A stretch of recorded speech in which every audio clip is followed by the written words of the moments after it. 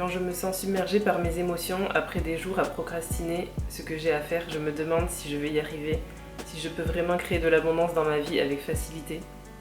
Dans ces moments-là, mon dialogue interne n'est pas bon, car mes pensées sont pleines de doutes et de peur. On peut aussi se sentir submergé par ces émotions quand un événement négatif se produit dans notre vie. On perd le contrôle de la situation, et c'est là que tout un tas de pensées négatives arrivent, et on peut se sentir paralysé de nos émotions.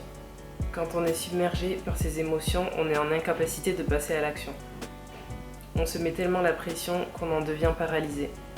Cette pression engendre beaucoup de stress et on est en incapacité de fonctionner normalement.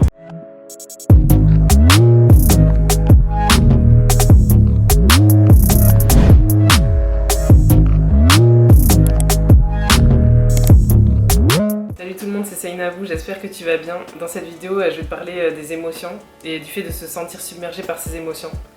Et aussi du fait d'avoir tellement de choses à faire qu'au final on fait rien du tout. Et comment surmonter ça. Je vais te donner mes astuces pour te montrer que toi aussi tu peux réussir à gérer tes émotions. Parfois on a envie de faire beaucoup de choses et du coup on se met des to-do list très grandes. On se programme beaucoup de choses à faire et au final on fait rien. On repousse au lendemain. Et en même temps, dans notre dialogue interne, on culpabilise de ne pas faire ce qu'on a à faire.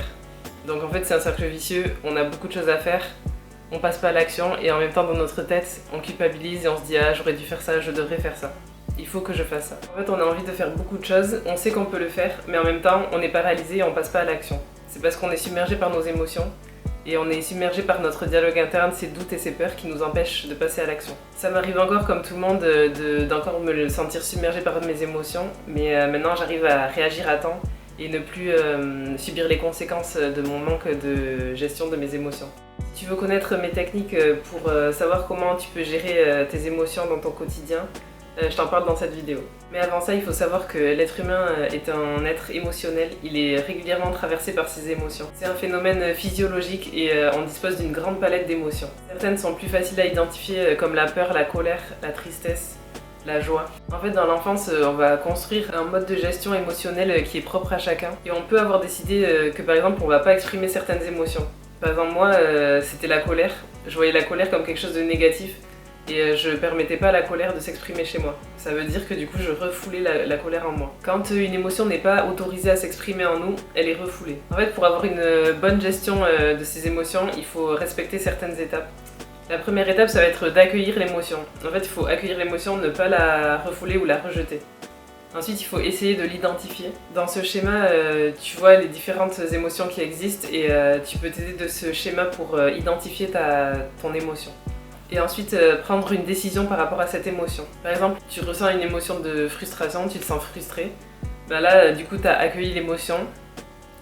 Du coup tu l'as pas refoulé, tu l'as pas rejeté, tu l'as accueilli. Ensuite tu vas prendre une décision. C'est soit par exemple tu vas parler à la personne qui a fait que tu te sens frustré, tu vas aller marcher pour te changer les idées, tu peux écouter une vidéo de méditation pour te détendre. Tu vas passer à l'action par rapport à l'émotion ressentie. Plus on a de confiance en soi, plus on a de stabilité. Comme je te l'ai dit avant, l'être humain il est souvent traversé par ses émotions. En fait quand une émotion arrive, si elle est accueillie, elle part comme elle est venue en fait, c'est comme une vague. Les émotions elles viennent par vague. Mais par contre si l'émotion elle est bloquée, si on n'a pas accueilli l'émotion, là en fait l'émotion elle va être refoulée, elle va être ancrée en nous et elle va se stocker quelque part dans notre corps. Parfois quand une émotion elle est trop violente ou trop forte, on la ressent et on n'a pas du tout envie de la ressentir. En fait on va la refouler. On peut avoir l'impression qu'elle est trop violente ou alors c'est parce qu'on nous a appris à le faire par rapport à notre système familial. C'est le fait d'avoir refoulé cette émotion, de l'avoir bloquée quelque part qui va faire qu'on va créer une mémoire émotionnelle. Du coup ces mémoires elles vont vouloir se libérer et il va y avoir des événements dans ta vie qui vont arriver pour te faire exprimer cette émotion. Et ça peut être te les faire exprimer par compulsion. Donc en fait tu contrôles pas la situation, tu vas être submergé par cette émotion. Comme exemple, par exemple, y a un événement qui arrive, tu as une confrontation avec quelqu'un. Ce conflit va en fait, quand tu vas rentrer chez toi, tu vas vouloir te priver sur un aliment qui te fait plaisir. Par exemple, tu vas prendre du chocolat. Là, tu as réagi par compulsion en fait. Tu n'as pas su gérer cette émotion et pour te réconforter, tu es parti chercher du Nutella ou du chocolat. Ouais, c'est la vie qui va t'amener des situations pour te faire libérer cette émotion que tu as gardée en toi. Et le but c'est de ne pas réagir aux choses. En fait, quand tu vas apprendre à mieux gérer tes émotions, au lieu de réagir, tu vas accueillir les choses et en fonction de ça, tu vas pouvoir prendre des décisions, passer à l'action. Tu vas pas subir en fait l'émotion qui arrive et y réagir d'une manière incontrôlable.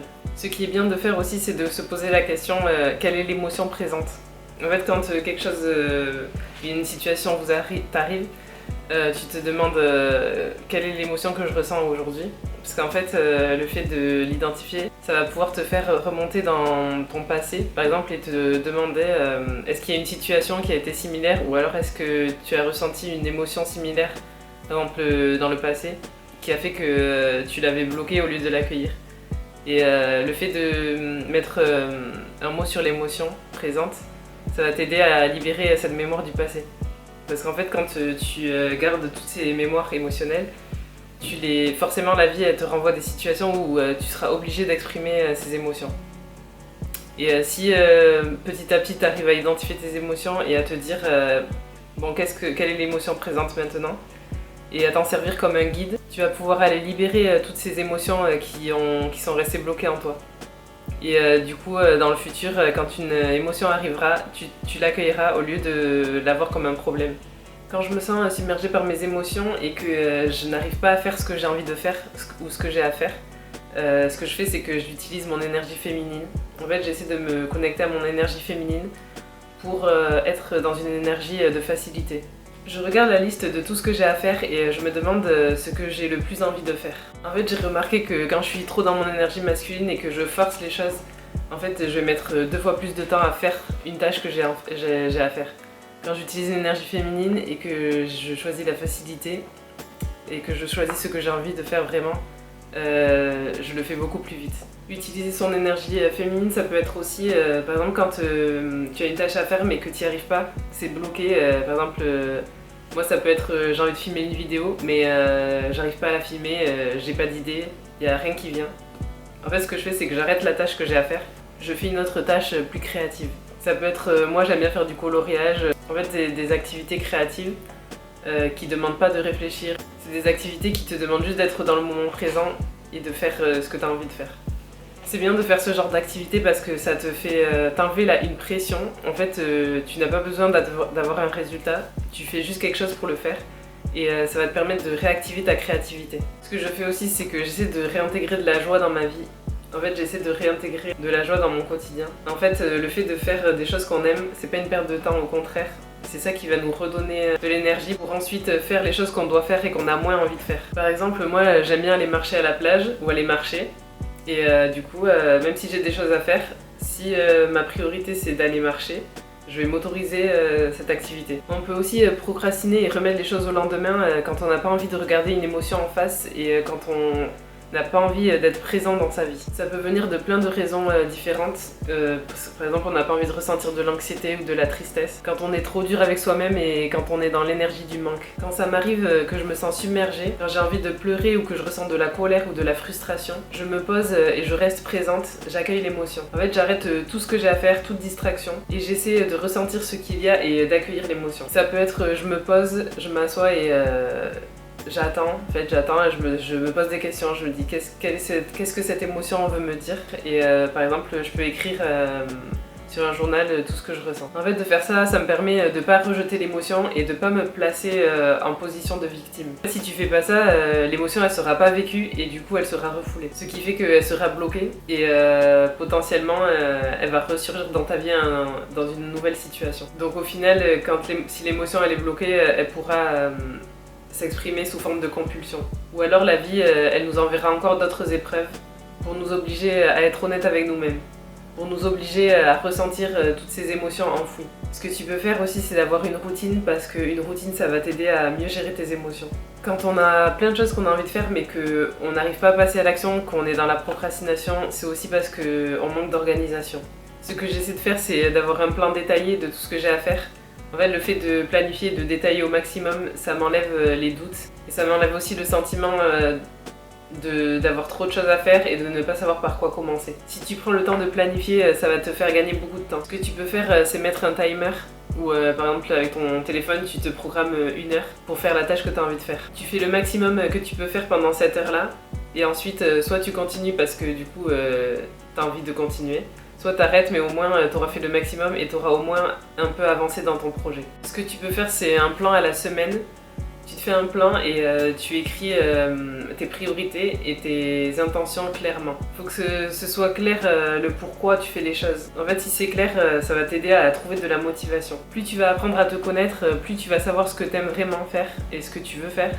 Et plus tu vas réussir à te discipliner, à tenir tes engagements et à passer à l'action. Ensuite, tu n'auras plus qu'à t'organiser pour rendre les choses faciles. Par exemple, si tu veux faire du sport et que tu as vraiment trop de mal à passer à l'action, tu n'arrives pas à t'y tenir, prépare à l'avance tes affaires en fait. Il faut des petites actions qui permettent de faciliter le passage à l'action.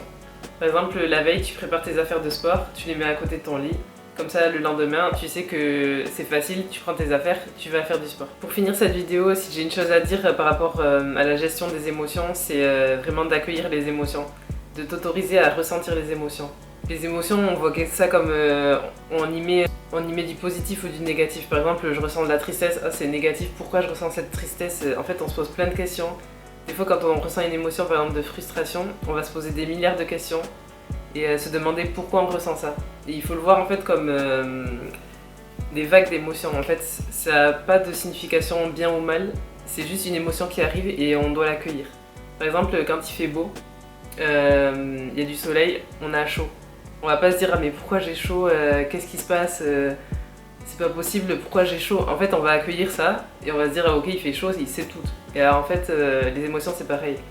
Ah je ressens de la tristesse, ok j'accueille de la tristesse, ça passe. Et c'est tout, il faut pas aller chercher plus loin, il faut l'accueillir, se poser la question de pourquoi elle est là maintenant et voilà, ça passe. En fait, quand on accueille l'émotion, elle passe comme elle est venue.